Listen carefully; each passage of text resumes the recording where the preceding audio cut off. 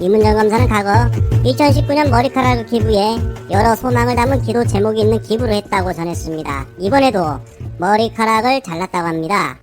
역시 이번에도 기도를 드렸고 제목은 바로 앞으로 해야 할 일을 잘 감당할 수 있게 해달라는 기도 기부였습니다. 심기일전하여 더 열심히 앞으로 가보겠다라며 포부를 밝혔습니다. 이 같은 이문정 검사의 포부, 본격 윤 대돈잡이를 해보겠다는 것으로 해석이 됩니다. 그 이유는 박범계 장관은 어제 한명수 전 총리 모해이중 사건의 합동감찰 결과를 발표했습니다.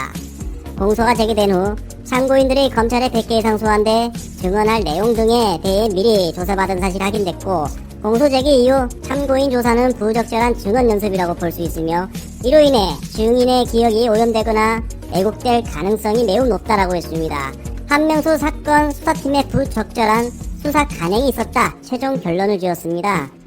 한 전 총리 사건에 대한 민원기록 검토 과정에서 수용자의 반복 소환, 수사 협조자에 대한 부적절한 편의 제공, 일부 수사 서류의 기록 미첨부와 같은 부적절한 수사 관행이 확인되었습니다. 관련 민원 사건의 처리 과정을 살펴보면 2020년 9월 14일 이문정 감찰정책연구관이 조사를 개시하여 2021년 2월 감찰정책연구관에게 법무부 장관에 의한 수사권이 부여되어 조사를 한 후 동 연구관은 모해 위증으로 재소자 증인들을 입건하겠다고 대검 지휘부의 결재를 상신하자 2021년 3월 2일 대검 지휘부는 감찰 3과장을 주임검사로 지정하고 2021년 3월 5일 관련자들을 무혐의 결정하였습니다. 그러나 박범계 장관은 한명숙 모해이중 교사 혐의 실체적 혐의 유무에 대해선 이미 검찰에서 결론을 내린 바 있기 때문에 사건의 실체적 혐의 유무에 대해서는 이번에 판단하지 않았다고 답했습니다. 쉽게 말해 이미 결론이 났으니 이들에 대해서 죄를 묻지 못한다, 않겠다, 이렇게 해석이 되겠죠. 조금 아쉬운 대목입니다. 그러나 이와 관련하여 공수처는 합동감찰 결과를 우선 검토하여 수사에 돌입하겠다고 밝혔습니다. 한명수 전 총리 수사팀들의 모의중 사건을 덮은 채로 윤석열과 조남관 등등 공수처에 현재 고발이 되어 있는 상태입니다. 그동안 이 사건은 6월 10일 수사가 본격 시작되었지만 진척이 없는 상황이었습니다. 그러나 3개월간 진행된 합동감찰 자료와 이문정 검사의 증언이 이제 수사의 활로를 열어주게 된 셈입니다. 이 사건은 윤석열 전 총장이 한명수 전 총리 모해이중 교사 의혹 사건을 대검 감찰부가 아닌 인권부로 배당하라고 지시했고, 이문정 검사를 관련 수사 업무에서 배제한 행위를 두고 직권남용 혐의로 고발이 되었는데요. 바로 윤석열의 직권남용 혐의를 입증만 하면 되는 것입니다. 그게 핵심인데요. 이번 법무부 대검 합동감찰로 인해 윤석열 직권남용은 입증이 된 셈입니다. 그리고 이문정 검사의 결정적 증언이 더해져 윤석열과 그 일당들의 발목을 잡을 수 있을 것으로 예측을 해보는데요. 법조계에서도 공수처가 수사의 속도를 낼 수 있을 것이란 전망을 내놓았습니다. 머리카락을 자르고 기도를 드린 이문정 검사의 포부는 아마 앞으로 자신이 공수처와 함께 어떤 역할을 할 것인지 잘 알기에 기도를 드리며 머리카락을 잘랐던 것으로 생각을 해봅니다. 단디 마음 먹고 대돈잡이 시작하겠다라는 것이죠. 이 사건의 핵심 증인은 바로 이문정 검사와 한동서 감찰부장입니다. 윤석열은 공소시효가 임박한 상황 이문정 검사를 갑작스럽게 교체함으로써 조사 혼선 및 소위 제19 감사기가 제대로 들통난 사건입니다. 엄벌에 처해야 된다고 생각합니다. 이런 상황을 지켜본 적폐언론들은 모두 한결같이 시스템을 흔들며 한명숙 구하게 하는 박범계 그렇게까지 한명숙 면죄부 주고 싶었나 등등 이런 기사들을 쏟아내며 흠집내고 있었습니다만, 이미 사건은 이제 공수처로 본격 넘어갔고 김진우 공수처장은 윤석열을 직접 겨냥해 수사의 속도를 낼 것으로 보입니다. 이문정 검사가 출근하는 것은 바로 법무부, 그곳은 공수처가 있는 곳입니다. 이제 대돈잡이 본격 시작이 되었다는 것을 알려드리며 두 번째 이야기로 넘어가도록 하겠습니다. 홍남기 정말 누구냐 너?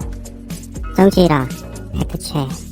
우리 추다라크 추미애 장군님의 SNS에 올린 글을 함께 공유하며 공감하기를 원합니다. 홍남기 경제부 총리가 재정 운영을 정치적으로 따라가지 않겠다는데 반려주의 고집으로 들립니다. 정치인이 아니더라도 경제학자도 실물 경제인도 중소 자영업자도 내수 진작을 위한 소비 진작을 호소합니다. 국민 중 20%를 제외하고 가려내느라 시간 낭비와 행정 낭비하는 것보다 바로 전 국민에게 재난지원금을 지급하면 내수시장 가뭄의 답인 것입니다. 재난지원금을 지금 지급하면 소비하느라 방역에 방해된다는 듯이 실정 모르는 말씀을 하는데 1년 이상 온 국민의 소비 패턴도 바뀌었습니다. 골목 밥집마저도 도시락 주문 배달에 익숙해져 있습니다. 마치 서민이 방역 회번뿐이라도 된다고 여기는 듯하나 4단계 거리두기에 호응하며 방역에 협조하고 있지 않습니까? 절박한 민생을 외면하지 마시고 즉시 전면 지급을 촉구합니다. 자, 여러분 어떻게 생각하십니까?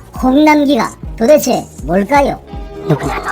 도대체 뭔데 추미애 전 장관부터 많은 정치인들이 그를 설득해야 하고 호소해야 하는 겁니까? 그가 대한민국에서 도대체 어떤 위치에 있는 자이기에 여당의 강론도 국민들의 바람도 이렇게 무시하는 건지 홍남기 경제부총리 겸 기획재정부 장관이 여당 의원들의 전 국민 재난지원금 추진과 관련 13일 재정 운용은 정치적 결정을 따라갈 문제가 아니다 라고 주장을 했다 합니다. 이에 대해 역사학자 전우용 교수는 국회의 결정을 따라 재정을 운용하는 게 민주주의라고 반박했습니다.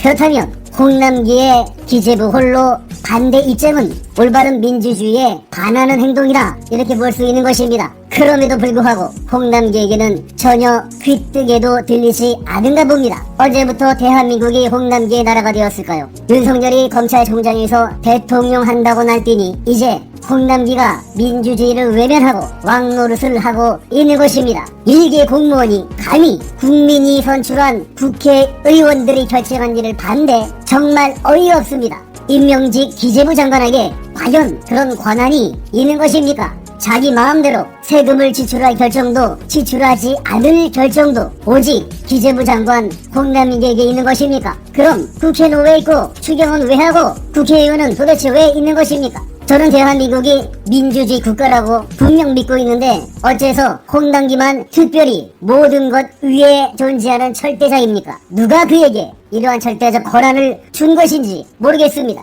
헌법에는 분명히 대한민국은 민주공화국이고 주권은 국민에게 있고 모든 권력은 국민으로부터 나온다고 써 있는데 홍남기에게는 전혀 의미가 없는 모양입니다. 대한민국의 국고에 들어있는 세금이 지돈입니까? 홍남기를 보면 정말 우리나라의 관료들의 정신 상태가 얼마나 썩어 있는지를 잘 알 수 있습니다. 국민을 개돼지로 보는 것이 아니라면 절대로 할 수 없는 행동입니다. 그렇다면 홍남기부터 국민의 뜻으로 월급을 주지 말고 코로나 재난에 대하여 서민들과 똑같이 고통을 받게 한다면 그는 어떤 생각을 할까요? 자기 자식들의 학비를 낼 수 없고 집안에 먹을 것이 떨어지고 일자리도 잃고 마음대로 나가지도 못하고 애들 돌보고 교육하고 오늘을 어떻게 보내지 내일은 어떡하지 매 순간 고민하고 고통받으면서 딱 2년만 지금의 대한민국의 서민들처럼 살라고 한다면 과연 그는 어떤 생각을 할까? 하늘이 무너져도 엄청난 연봉에 월급이며 보너스가 꼬박꼬박 통장에 들어오고 관용 차량의 특할비까지 모든 곳에 풍요로운 기재부 관리가 어떻게 서민들과 공감을 할 수 있겠습니까? 정권이 바뀌든 말든 지들은 끈끈한 모피아로 연결되어 대기업들과 서로